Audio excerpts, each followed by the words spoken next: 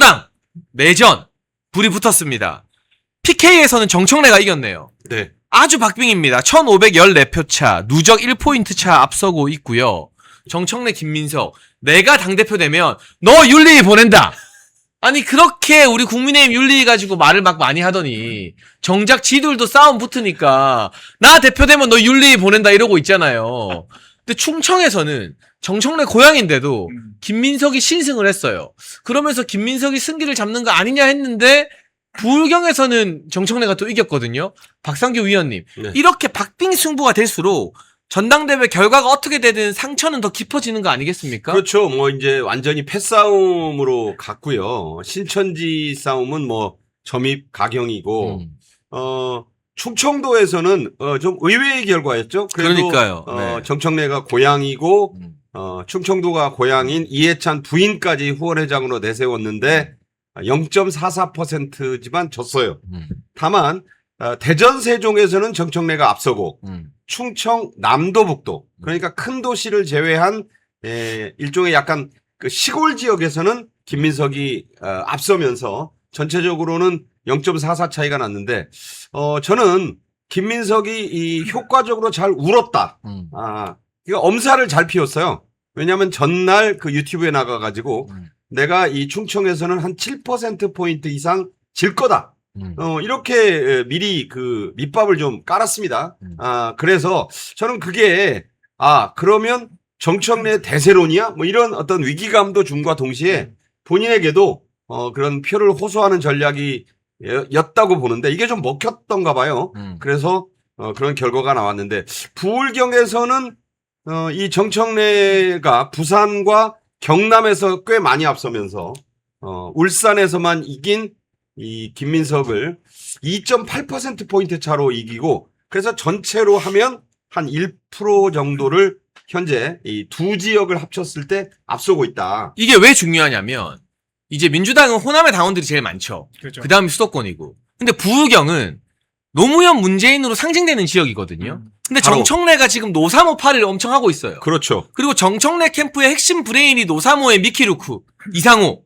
근데 뇌물 등으로 깜방 갔다 온 사람이긴 한데 이 사람 조직력과 기획력이 장난 아니라고 하더라고요. 민주당에서는 선수로 인정받고.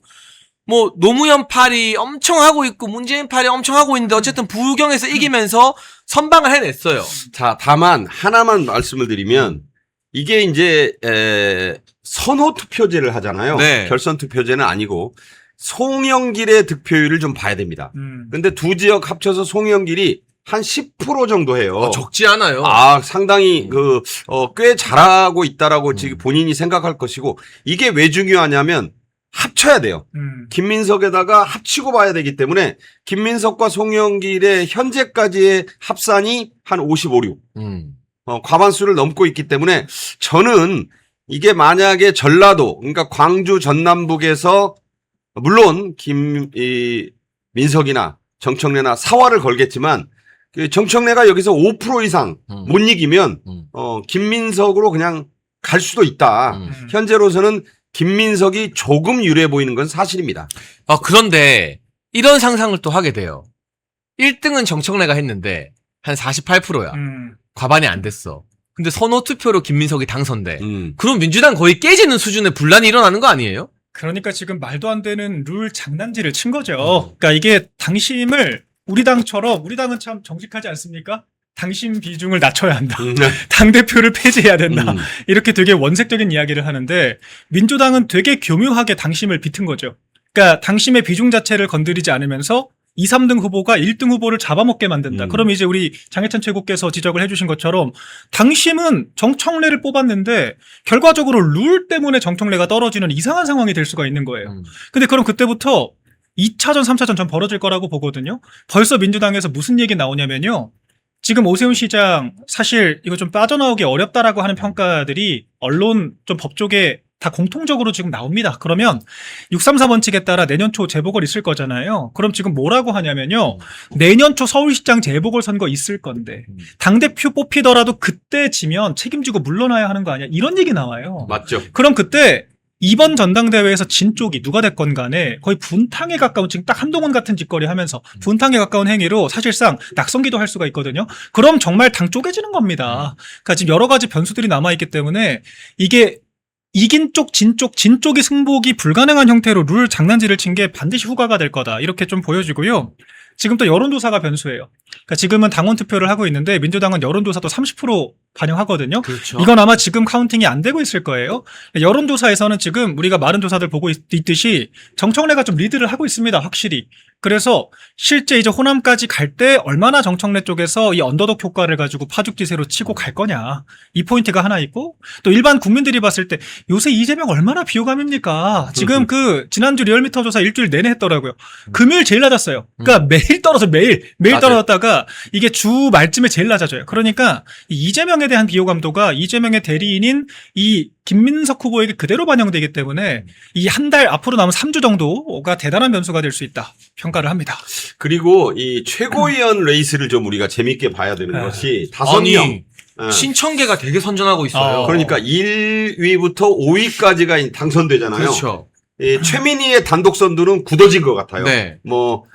우리 입장에서 보면, 야, 최민희가 1등이야? 뭐 이런 생각이 들지만, 어쨌든 선두는 확실한 것 같고, 박선원이 2위. 이건 잘 안 흔들릴 것 같아요. 한민수가 3위. 그것도 안정권으로 보여요. 여기까지는 안정권입니다. 이제 여기서, 4등, 5등이 이제, 친청이냐, 친명이냐인데, 이 간당간당하고 있는 게 이성윤이에요. 이성윤이 지금 6등인데 이성윤이 5등 갔다, 6등 갔다. 지금 왔다 갔다 하는데, 이성윤이 제가 보기에는 전주 사람 아닙니까? 호남에서 좀 강할 수 있겠다. 문재인의 네. 이 사법연수원 동기이면서 경희대 후배. 호남에서 좀 강할 거예요. 그래도 멍멍이도 자기 집에서는 좀, 이렇게, 한 수 접어준다 이런 말이 있는데, 물론 무슨 강아지에 비유하는 건 그렇지만, 그래서 저는 충청에서는 이성윤이 6위였는데, 부울경하면서 5위로 살짝 들어왔거든요. 그런데 아마 호남에서는 나머지 그 후보들에 비해서는 그래도 좀 약진해서 지금은 친명, 그러니까 친석이라고 볼 수 있는 이 후보가 셋, 그리고 친청이 1등, 3등이긴 한데 둘. 그러니까 1, 3위가 중요하긴 하지만 2대 3이잖아요. 그런데 만약에 이 5번째 자리를 이성윤이 갈아치우면 3, 2가 돼요. 그래서 저는 이성윤이 5등을 차지할 것 같습니다. 왜냐하면 전라도가 모든 걸 바꿀 거예요. 제가 보니까 리얼미터의 그 여론조사 우리 장 앵커도 말씀을 했지만 네. 제가 재밌는 걸 발견했어요. 이게 뭐냐면 지역별로는 전라남북도하고 제주도만 70%예요. 나머지는 아주 바닥입니다. 서울, 경기, 인천, TK의 그는 아주 최고 바닥이고. 그죠. 그런데 옛날 조선시대에는요, 전라도 관찰사가 전라남북도, 지금의 전라남북도와 광주 물론 포함해서 제주도까지를 관할했거든요. 그러니까 이재명의 지지율이 옛날 전라관찰사 이 관할 지역하고 일치한다. 나머지 지역은 지금 선거하면 지금 더불어민주당이 참패하는 그런 분위기입니다. 이게 굉장히 중요한 게 친청계가 사실 2명 들어가는 것도 이재명 입장에서는 굉장히 껄끄러운 일인데 부담스럽죠. 2명은 확정이고 이성윤까지 들어오면 최고위가 사실은 친청에 의해서 장악되는 거예요. 당연하죠. 네. 그러면 김민석이 당대표가 돼도 봉숭아 학당으로 가는 겁니다. 정청래 영향력이 죽지가 않고. 그리고 1등하고 1등 최민희 수석에다가 3등 한민수가 국민일보 그 정치부장 출신이어서 그렇죠. 네. 이게 입이 좀 세요.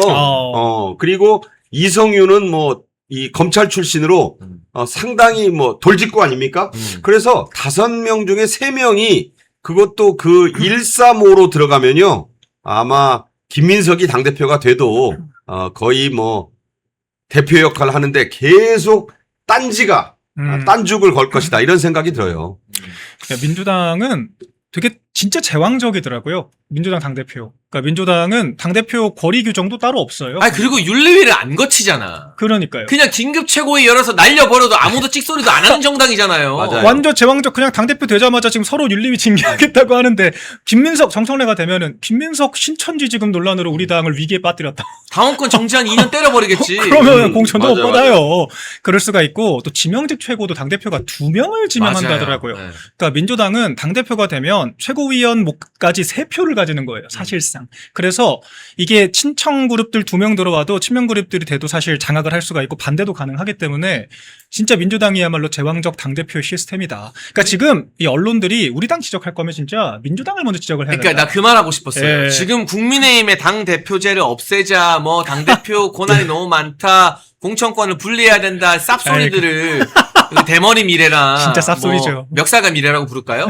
멱살가 미래나 뭐 조선일보나 이렇게 떠들고 있는데 한동훈도 지가 했던 짓은 생각 못하고 그 이야기 나중에 하겠지만 예. 진짜 제왕적 당 대표는 누구냐? 민주당이잖아요. 그럼요, 이재명처럼 시원하게 비명 행사 우리는 못 시키잖아요. 당 대표 돼도. 아유, 지금도 난리. 그러니까 저는 이게 논리가 너무 웃긴 게 무슨 강성 당원 팬덤 막 이런 얘기도 하면서 마치 개딸 팬덤과 우리 당원들 비교를 하던데 그 개딸들만큼 우리 당원들이 무서웠으면은 미치지 않고서야 우리 중진급들이 당대표 폐지하자는 말을 감히 할 수 있겠습니까? 당원들이 만만하고 안 무서우니까 그런 얘기 하는 거 아니에요. 당원들을 무시하니까. 민주당에서 그런 얘기하면 정말 진짜 돌맞습니다. 우리 당이니까 지금 그게 가능한 거고, 우리 당 당원분들 저는 진짜 늘 참 너무 안타깝고 좀 마음이 좀 미어져요. 진짜 보면. 왜냐면 나도 우리 당에 이렇게 절망할 때가 많은데 이런 당을 이렇게 끝까지 지지해 주시고, 아니 우리 당 당원분들은요, 나 그냥 당원 대전만 좀 해달라 이거예요, 사실. 맞아. 투표권이라도 보장해달라. 국민공천제 같은 이상한 얘기 하지 말고 당원들이 뽑은 당대표 좀 존중해라. 이 정도 얘기하시는 건데. 그러니까 참 이 미디어들, 재래식 미디어들이 이렇게 참 양당을 보는 시선도 이렇게 편파적일 수가 없다. 덧붙여야. 앞으로의 진행 어떻게 될까요? 이번 주는 인천과 강원도 등지에서의 민주당 전당대회 결과 등이 나온다고 합니다. 인천도 아마 민주당 당원들이 꽤 많은 지역일 텐데요. 인천은 이제 충청권의 이 인구 구성이 좀 높아요. 그렇죠. 충청분들이 인천에 호남만 많이 가 높은 게 있죠. 아니고 네. 충청권이 높고 그 리얼미터 조사해 보니까 강원도도 이재명 지지율이 바닥이더라고요. 그래서 제가 볼 때 지금 안보 위기가 높아지고 있습니다. 미군 드론을 그 한국군에서 떨어뜨릴 뻔했잖아요. 네. 그것을 갖다가 이 남미의 부에노스아이레스에 갔을 때 정책실장 안보실장 위성락이 그거 별일 아니다. 소통과 기강에 문제 없다. 이런 말을 해가지고 미군 측에서 또 발칵 뒤집혔어요. 그리고 무슨 며칠 전에 SNS하고 이메일로 통보하면 뭐 통보한 게 아니냐. 그걸 갖다 이제 이 한국군에서는 뭐 몇 주 전에 안 했다. 공문으로 안 했다. 이래서 이거 비정상적 통보라고 그랬는데 이거는 말이 안 되는 거거든요. 그래서 강원도하고 충청도민이 많은 인천 결과도 제가 보기에는 별로 김민석에게 유리할 게 없다라고 본다면 일단 그 우위가 정청래 우위가 이어질 것 같아요. 물론 중요한 건 호남입니다만 네. 이번 주까지는 좀 그런 식으로 가지 않을까. 더욱이 제가 보는 변수는 뭐가 있냐면 이재명이 이제 오늘 왔잖아요. 네. 와가지고 그 거부권 행사 안 할 거예요. 형사법 그렇죠. 안 당연히 하겠죠. 안 하고 네. 지금 오늘 최고위원 회의 이 더운데 장동혁 대표 등이 청와대 앞마당에 가서 최고위원 회의하면서 거부권 행사를 요구했지만 요청이 아니지 요구했지만 뭐 안 받아들일 게 자명하니까 그러면 한 이틀 사흘 안에 지금 부동산 폭탄 그 세제 개편안이 발표될 거예요. 맞아요. 예, 그러면 지지율이 더 떨어질 게 분명합니다. 특히 이 그 부동산에 열받은 지금 이 분들이 이번 주가 또 수도권 서쪽이 엄청 더워요. 지금 서울이 이번 주에 37, 8도까지 올라간다고 하니까 폭염이 장난 아닙니다. 이제 지금까지는 양산, 경상남도 쪽에 양프리카라 그랬잖아요. 이제 서울이에요. 그러면 이 인천도 수도권 아닙니까? 날은 덥지 부동산 민심은 짜증나지 하면은 김민석에게 유리하지 않을 거라는 생각이기 때문에 어쨌든 뭐 정청래가 이기나 김민석이 이기나 그 놈이 그 놈이지만 제가 볼 때는 그래도 이재명이 타격을 받는 결과가 이번 주까지는 나오지 않을까. 저는 그렇게 예상을 합니다. 저는 이걸 좀 분석해 보고 싶습니다. 오늘 발표된 리얼미터 정당 지지율에서 민주당이 소폭 상승했어요. 이거는 전당대회 효과입니다. 그죠. 지금 민주당 전대 시즌이니까 민주당 당원들이 눈에 불을 켜고 여론조사 전화를 받아요. 맞아요. 원래 전대 때는 전대하는 정당 지지율이 오르는 게 정상이에요. 그렇죠. 그럼에도 불구하고 국민의힘이 엄청 선전하고 있는 거고요. 근데 이재명 지지율은 또 떨어졌어요. 이건 뭐냐면 민주당 지지층이 전화를 많이 받는데도 이재명 지지율이 떨어졌다? 열받는다는 거지. 정상적인 경우라면 이재명 지지율은 훨씬 더 많이 떨어졌다고 봐야 되는 거거든요. 그렇죠. 네. 이만큼 호남에서는 김민석이 유리할 거라는 관측이 우세적이지만 민주당 지지층은 올라갔는데 이재명 지지율이 떨어진다는 건 민주당 내부에서 이재명에 대한 불만이 더 커지고 있는 거 아닌가? 맞습니다. 이재명 이 일극 체제로는 안 된다는 거 아닌가라는 여론이 지금 생겼다는 뜻이거든요. 네. 이게 전당대회 변수가 될 수도 있지 않겠어요? 이게 이재명 입장에서 진짜 뼈 아플 수밖에 없는 게 이재명이 45.9, 민주당이 45.1이에요. 맞아요. 그러니까 이게 당정 간의 지지율 데드크로스라고 하는 것도 이거는 정권 레임덕의 시작이거든요. 그러니까 이게 야당한테만 데드크로스 되는 게 아닙니다. 이 국정의 주도권이 당에 있냐 정부에 있냐인 건데 지금 민주당 지지율은요. 이재명 집권 초기부터 되게 일관돼요. 그러니까 물론 지금 컨벤션 때문에 일종 펌핑된 것도 있지만 그건 이제 이재명도 마찬가지일 것이고 그러니까 민주당은 40%대 중반 정도로 스테이블한데 이재명은 사실 한때 60%대까지도 갔다가 지금 40%대 초반으로 곤두박질 친 거거든요. 이 말은 전당대회 결과가 일단 어떻게 끝나든지 간에 이재명의 당내 주도권은 상당히 사라질 수밖에 없다라고 하는 게 이제 지표상 나타나는 거고 그러니까 김민석이 정말 어찌저찌 이긴다라고 하더라도 지금 이미 정청래를 찍는 사람들이 40%대 중반이 된다라고 하는 그 게 자체가 레임덕인 거잖아요. 그렇죠. 그럼요. 이재명의 대리인인 거 뻔히 아는데 그 정청래를 찍는다는 거 아닙니까? 이 말은 김민석, 이재명 다 싫다는 거예요. 그래서 지금 아마 이재명은요, 지금 뭐 독일 가 있나요? 지금 이제 왔어요. 왔어요. 오늘 왔어요. 뭐 오늘 갔는지 왔어요. 왔는지 관심도 없고 뉴스도 안 나오는 그런 지금 순방하고 있는데 지금 진짜 바들바들 떨고 있을 겁니다. 떨고 있을 거고, 예. 제가 정청래가 더 치고 갈 것 같아요. 제가 예. 이재명 그 지난 주말에 이제 안규령이 네. 서면으로 이재명이 뭐 했는가를 알려주더라고요. 네. 제가 그거 보고 기가 딱 막힌 게 사실은 아르헨티나 가고 나서 왔어야 돼요. 그쵸. 아르헨티나 대통령하고 뭐 MOU, 자원외교 좋아요. 거기까지만 하고 왔어야 되는데 그냥 주말과 일요일에 계속 있으면서 어딜 갔느냐라고 봤더니 탱고 관람하고 왜냐하면 아르헨티나가 스페인 영향이 있어서 탱고가 유명합니다. 네. 탱고 공연 김혜경이랑 같이 보고 유명한 현지 바베큐 먹고 완전히 관광이더라고. 그러면서 무슨 정치인 하나 제대로 만난 사람도 없고 그냥 놀았어요. 네. 그러면 그거라도 끝내고 바로 와야지. 아이고. 근데 언론도 참 너무한 게요, 박상규 위원님.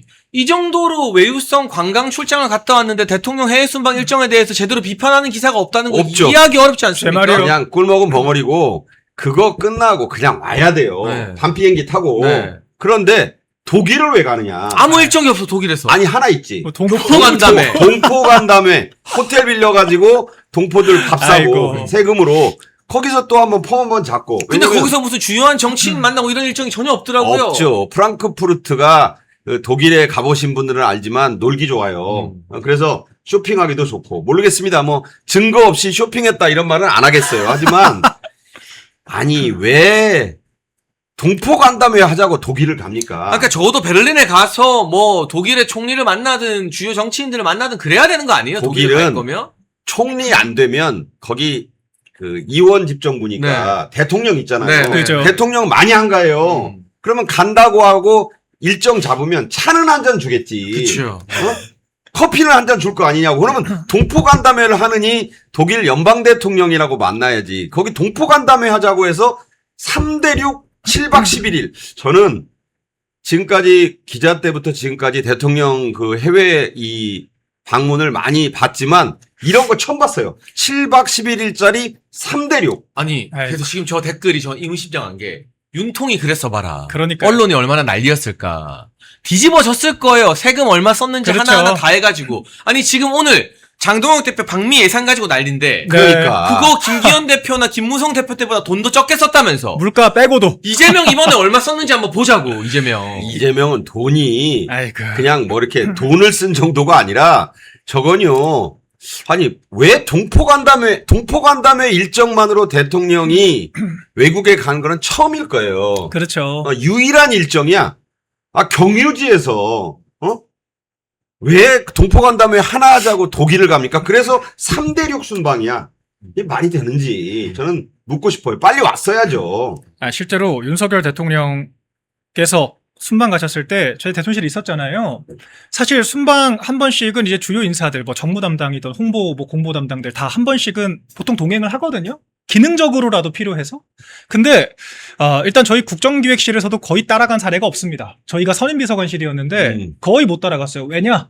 비서실장께서 예산이 없다. 예산도 없고 예산 어떻게 썼다고 맨날 그 운영위 같은 데서 막 닥달하고 막 민주당에서 난리치고 언론에서 난리치니까 우리가 진짜 필요한 인력도 예산 아끼겠다고 못 데려가면서 진짜 우리 어렵게 그 순방 일정 소화했거든요. 네. 일정 뒤에 우리가 기간 길게 잡으면요 또 괜히 비용 많이 드니까 어떻게든 컴팩트하게 우리가 진짜 나라 하나하나 단위로 끊어가지고 잡아서 하루 일정 꽉 채워가지고 소화를 했어요. 저 예. 진짜로 증언할 게 있는데 네. 제가 윤석열 대통령 모시고 네덜란드 국빈 방문 맞아요. 갔다 갔잖아요. 오셨죠. 네. 3박 4일 갔다 왔습니다. 네. 유럽까지 가는데. 그렇지. 그리고 마지막 날은 심지어 비행기에서 잤어요. 그 네. 무박이라고 그러죠. 무박. 맞아요. 한국에 아침에 도착했어요. 아침 7시에. 네. 그러니까 땅 위에 있는 숙소에서 못 잔 거잖아요. 그렇죠. 마지막 비행기에서 날에. 비행기에서 잔 그러니까 거야. 3박 5일인 거죠. 근데 솔직히 말하면 유럽까지 국빈 방문으로 갈 정도면 그건 굉장히 중요한 만남이었어요. 그럼요. ASML이라는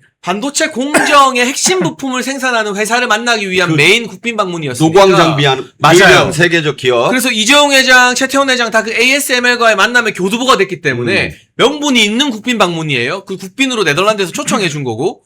그러면 아시겠지만 국빈 방문일 경우에 체류비 등등을 대부분 그 초청 국가에서 다 부담합니다. 그렇죠. 우리 세금 거의 안 써요. 그러면 간 김에 사실 우리 수행한 마음 같아서는 독일도 좀 가고 그럼요. 프랑스도 좀 유럽이니까. 가고 네. 간 김에 한 일주일 있다 오면 안 되나?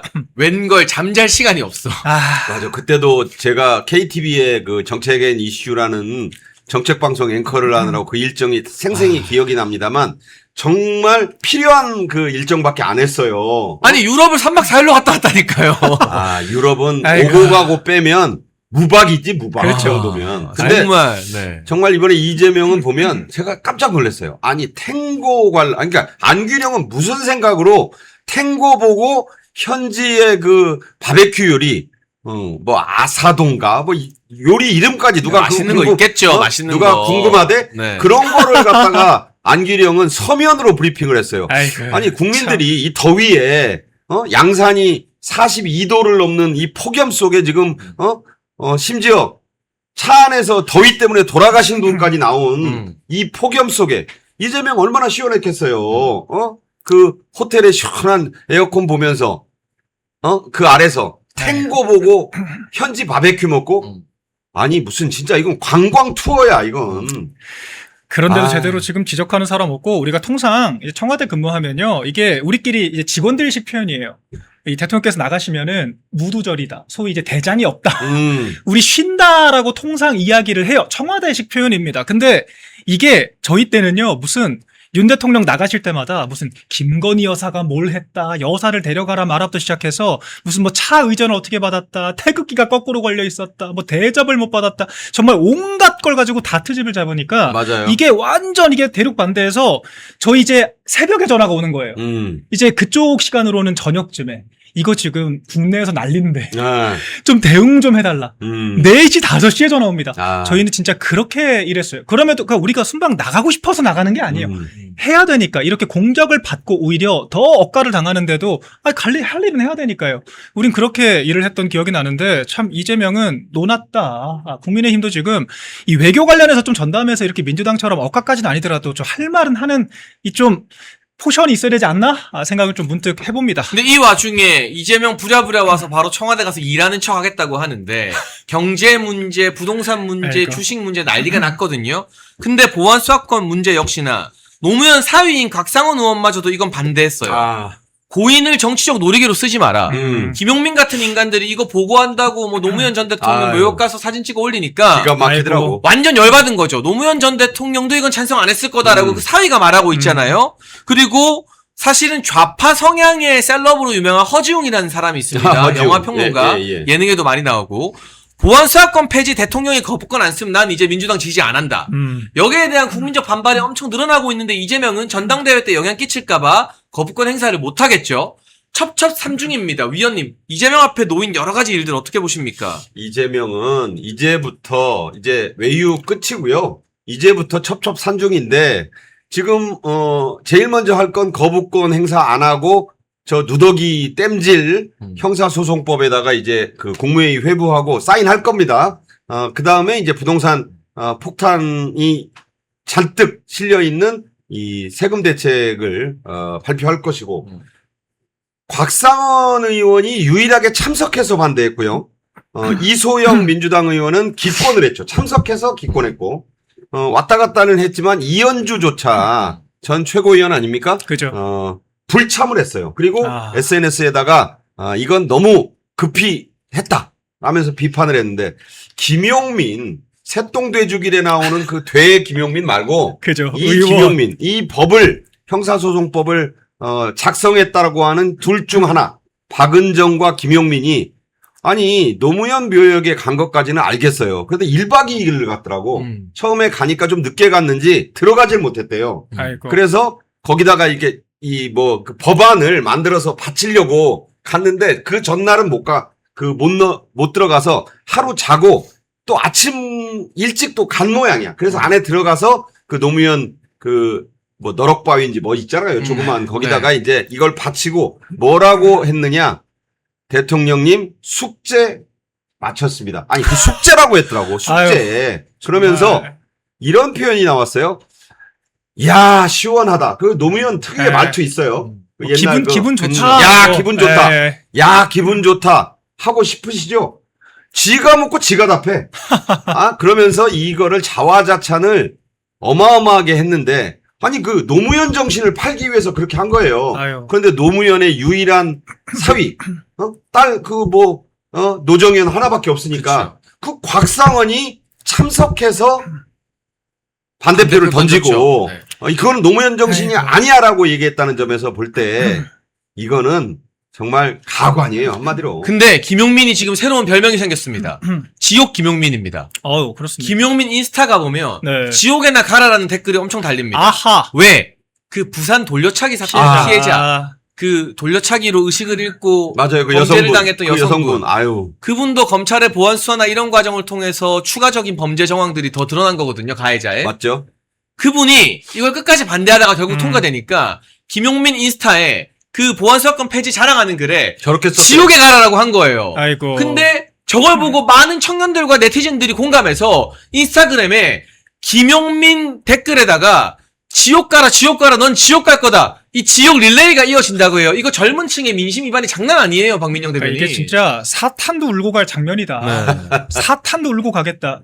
진짜 그렇지 않습니까? 이 보안사건 폐지라고 하는 걸 사실 여기 계신 저희 포함해서 정치권 분들은요, 좋아요. 좋아요. 왜냐면 우리 말 같지도 않은 걸로 고소고발 다당하는 정치인들, 그리고 진짜 부정부패 저지르는 이재명 같은 정치인들, 경찰 단위에서 컨트롤 되잖아요. 아니, 검찰이 보안사건까지 없으면은, 서영교 딱 보세요. 이 고발인 사건 같은 경우에 이의 신청도 안 되기 때문에 경찰이 불송치해버리면 그냥 사건 종결입니다. 맞아요. 강선우 그런 보좌진들이 정말 이 동시다발적으로 고발 들어간 사건들 지금 전부 다 불송치 처리됐어요. 모두 다 불송치 됐습니다. 끝난 사건인 거예요. 이거 더 이상 문제 제기도 할 수가 없어요. 그러니까 경찰선에서 모두 컨트롤 되기 때문에 지금 정치인들이 자기네들 위한 법 만들고 자기네들이 야 기분 좋다 하고 있는 거예요. 지금 막말로. 그 이 돌려차기 사건이라고 하는 게요. 심지어 이 피해자가 정말 검찰 없었잖아요. 그럼 지금 이 가해자 있죠? 그럼요. 집행유예로 지금 풀려나서 지금 거리 활보하고 다녔을 수가 있어요. 성폭행까지 시도한 장면이 그러니까. 검찰 아니었으면 밝혀질 수 없었죠. 그래서 그러니까 이번에 장윤기 사건도 마찬가지예요. 네. 똑같은 이게 단순 살인이냐 강간 살인이냐가 엄청 차이가 크거든요. 그렇죠. 형량이 하늘과 땅이지. 그걸 또 검찰이 다 밝혀낸 거잖아요. 보안수사로. 그 피해자의 억울함을 풀어주는 거잖아요. 그러니까 검찰이. 지옥 가세요는 네. 사실은 이게 인스타그램에 네. 여러 사람이 달 수 있잖아요. 지금 네. 삭제했어요. 김용민이 내렸는지 아이고. 삭제를 해버렸는지 아니면 이분이 내렸을 리는 없잖아요. 없어요. 김용민 측이 근데 삭제했을 그럼 가능성이 이게 크죠. 왜 알려졌느냐. 본인이 부산 돌려차기 피해자 가명 김지수 그분 이름은 아닌 것 같아요. 그렇게 딱 써놨다는 거야. 그걸 박제를 했어요, 어떤 분이. 음. 그런데 그걸 보고 뜨끔했나 보지? 아이고. 지웠어요, 그걸. 그러니까 이게 저는 참 가슴 아픈 게 우리가 저 김용민 지옥 가라 릴레이가 속 시원하면서도 그 피해자 입장에서 생각해 보면 아휴. 얼마나 피 끓는 분노가 느껴지고 절망이 느껴지면 국회의원 SNS에 가서 자기 계정으로 저런 댓글을 달겠어요. 그러니까 저 지옥의 나에서 한글은 참 저게 중요한데 나가 중요해요. 네. 지옥도 아깝다는 거야. 그쵸. 지옥에나 요게 나. 가버려라. 예. 그 사실 뒤에 생략된 말은 욕일 것입니다. 지옥에나 가! 라는 건데 그래도 가세요라고 존댓말을 썼더라고요. 네. 얼마나 가슴 아픈지 저는 지옥의 나에서 그 나에 주목하면서 지옥도 아깝다 그런 말을 한 것인데 그걸 지웠는데 그 지옥에나 가세요가 앞으로 유행어가 될 것 같아요. 지옥에나 가라. 딴 데도 갈 수 있는데 우선 지옥부터 가라 이 소리예요. 그러니까 제가 만약 국민의힘 지도부였다면 아이고. 제가 최고위원 시절이었다면 지옥에나 가라 저거 캡처해서 뒤에 백드롭에 걸어둡니다. 저도 맞아요. 그렇게 할 것 같아. 맞아요. 이 지옥에나 가라를 지옥에나 가라 그 표현 그대로 네. 지옥에나 가세요. 저 피해자분의 저 댓글 가까운 그대로. 이거- 표에서. 왜냐하면 우리가 쓰면 막말이니 뭐니 하는데 그렇죠. 피해자의 절절한 외침이고 절규인 거니까 네. 저거 백드롭에 적어줘 쓸 것 같아요. 예. 그리고 영어로 번역하기도 좋아요. go to hell이잖아 그게. 그렇죠. 어? 제가 진짜 제안 한번 드려볼게요. 바로 바로 해보세요. 방송 끝나자마자. 그러니까 이 형소법과 관련해서 저거 이상의 딱 떨어진 표현이 없어. 지옥에나 가라. 그건 저는요 올공 현장이나 앞으로 그 딱히 수건 같은 데다가 이렇게 하면 글자 수도 좋아. 그러니까 이게 그러네요. 장동욱 대표가 올공에서 피켓 시위 하는데 그걸 가지고 뭐 막말이니 뭐니 하는데 그죠. 저 지옥에나 가세요를 쓰면 이걸 막말이라고 아무도 못해. 그렇죠. 왜 피해자의 절규를 그대로 우리 아니, 인용하는 거니까. 존댓말이잖아. 그럼요. 표현도 점잖아. 네. 지옥에나 가세요. 7글자 릴레이가 아주 이제 유행할 것 같은 느낌이 듭니다. 예. 정말로 이 피해자분의 절규에 저희가 방송으로라도 이런 소식을 널리 알려드리면서 그러니까 이걸 국민들이 알 수 있게 해드리는 것만이 지금 우리가 할 수 있는 일입니다. 그래서 여러분 저희 멸콩TV를 위해서가 아니라 이 피해자분들을 위해서라도 저희 구독과 좋아요 많이 눌러주시고 다시 보기가 많이 보여질 수 있도록 다시 보기에도 댓글을 많이 달아달라는 말씀을 드립니다. 네, 멸콩TV에서 신제품 환신 나이가라 2+1 특별 한일을 진행 중입니다. 50년 전통의 신화제약에서 회사의 명예를 걸고 자신있게 만들었습니다. 면역력 강화, 혈액순환 개선, 피로 개선, 기억력 개선, 항산화에 도움을 주는 식약처 인정 건강기능식품입니다. 특히 밤에 주무시다가 화장실 문제로 불편을 겪는 분들에게 추천드립니다. 멸콩TV와 함께하는 환신 나이가라 많은 문의와 사랑을 부탁드립니다.